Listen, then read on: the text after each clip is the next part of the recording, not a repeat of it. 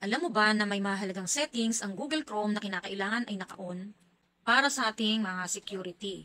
Para kung magbabrowse ka o magda-download ng app, secured ka or yung account mo. Punta ka ng Google Chrome and then itap mo yung tatlong dots sa taas and then settings. Ayan. And then itap mo yung privacy and security.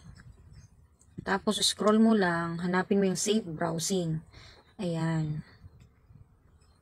And then, itap mo ang safe browsing. Tapos, palitan mo ng enhanced protection, yung standard protection. Ayan. Then, itap mo yung arrow sa enhanced protection para malaman mo kung ano ba ang nilalaman ng enhanced protection. Balik ka sa settings and then itap mo ulit yung privacy and security.